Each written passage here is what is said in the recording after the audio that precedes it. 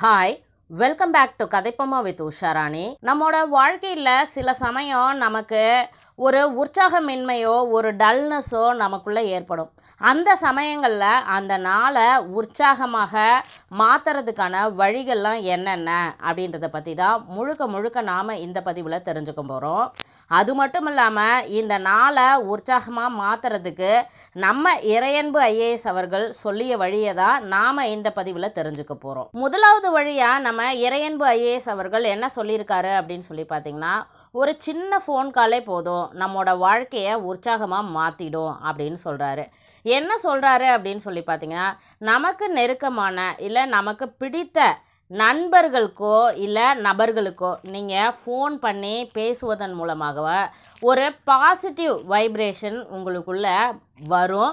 அப்போ அந்த நாள் உற்சாகமாக மாறக்கூடிய வாய்ப்பு அதிகமாக இருக்கும். அந்த மாதிரி நபர்களை நம்ம கூடவே வச்சுக்கிறது ரொம்ப அவசியம், நல்லதும் கூட. இரண்டாவது வழியாக நம்ம இறையன்பு ஐஏஎஸ் அவர்கள் என்ன சொல்லியிருக்காரு அப்படின்னு சொல்லி பார்த்தீங்கன்னா, ஒரு பிரிஸ்க் வாக் காலையில் எழுந்த உடனே நீங்கள் போயிட்டு வரலாம். அப்போ அந்த வாக்கிங் போகும்பொழுது அந்த காலையில் இருக்கக்கூடிய அந்த ஃப்ரெஷ் காற்று உங்கள் மேலே படும்பொழுதோ இல்லை அந்த சூரிய ஒளி நம்ம மீது படும்பொழுதோ நமக்குள்ளே ஒரு உற்சாகம் தானாகவே பீரிட்டு எழும்.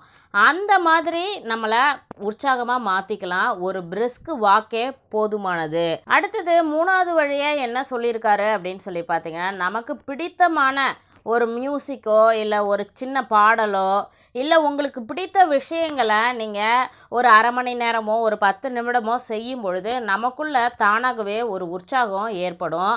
அதை நம்ம அவசியம் நம்மளோட வாழ்க்கையில் கடைபிடிக்கணும். ஏன்னா லைஃப் போர் அடிக்காமல் இருக்கணும் அப்படின்னா நமக்கு பிடித்த விஷயங்களை நாம் செய்யும் பொழுது நமக்குள்ளே ஒரு உற்சாகம் ஏற்படும் அப்படின்றதுல எந்த விதமான சந்தேகமும் இல்லை.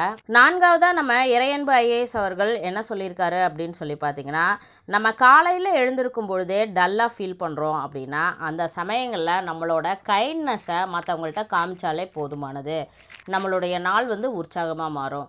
என்ன சொல்கிறாரு அப்படின்னு சொல்லி பார்த்தீங்கன்னா, நீங்கள் சின்னதாக வாக்கிங் போகும்பொழுது அங்கே ஏதோ ஒரு முதியவர் ஒரு குளிர்லேயோ பனியிலையோ இருக்கிறாரு, இல்லை அவருக்கு எந்த ஆதரவும் இல்லை அப்படின்னு சொல்லி நீங்கள் ஃபீல் பண்ணிங்கன்னா அவருக்கு சின்னதாக அவர்கிட்ட பேச்சு கொடுத்து அவருக்கு நீங்கள் ஒரு டீ வாங்கி தரலாம். அவர்கிட்ட ஒரு சிறிது நேரம் உரையாடலாம். அப்படியும் இல்லைன்னா நீங்கள் ஆஃபீஸ் போகும்பொழுது அந்த சமயங்களில் எதிர்படக்கூடிய நபர்கள்ட்ட புன்னகையோடும் நம்மளோட கைண்ட்னஸை காமிச்சு அவங்களையும் நம்ம பாசிட்டிவ் வைப்ரேஷனுக்கு கொண்டு நம்மளும் நம்மளுடைய நாளை உற்சாகமாக மாற்றிக்கலாம் அப்படின்றது தான் நம்ம இறையன்பு ஐஏஎஸ் அவர்கள் சொல்லியிருக்காரு. கடைசியாக ஐந்தாவதாக நம்ம இறையன்பு ஐஏஎஸ் அவர்கள் என்ன சொல்லியிருந்தாரு அப்படின்னு சொல்லி பார்த்தீங்கன்னா, எப்போவுமே ஒரு நாள் பாசிட்டிவாக இருக்கணும் அப்படின்னா நம்ம பியூராக இருந்தாலே போதும். அதாவது பியூர் அப்படின்னா என்ன அர்த்தம் அப்படின்னா, நம்ம க்ளீனாக இருக்கணும்னு அர்த்தம் கிடையாது. பியூர்னால் நீட்டாக இருக்கணும்னு அர்த்தம் கிடையாது. பி அப்படின்றது பர்பஸ்.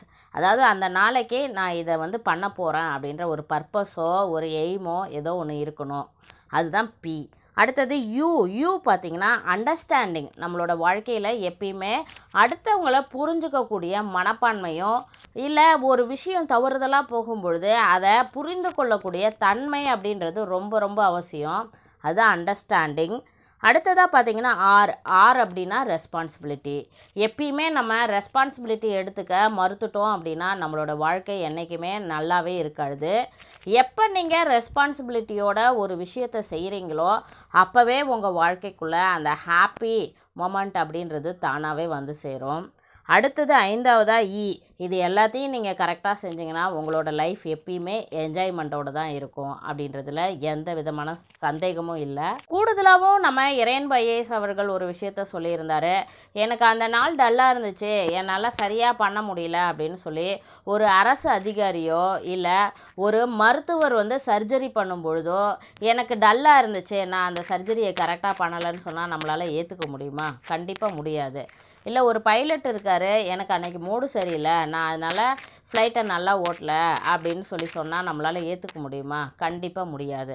அதே மாதிரி ஒரு நாளை உற்சாகமாக வச்சுக்கிறதும் ஒரு வேலையை முழுமையாக ஈடுபாட்டோடு நாம் செய்கிறதும் முழுக்க முழுக்க நம்மளோட கையில் மட்டும்தான் இருக்குது.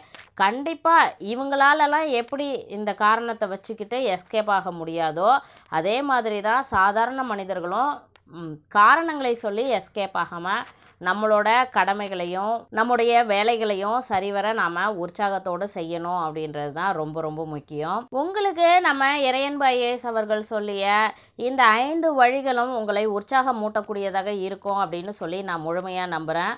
உங்களுக்கு இந்த பதிவு பிடிச்சிருந்துச்சுன்னா இதை லைக் பண்ணுங்கள், ஷேர் பண்ணுங்கள், மறக்காமல் இதை பற்றின கருத்துக்களை கமெண்ட் பாக்ஸில் தெரியப்படுத்துங்க.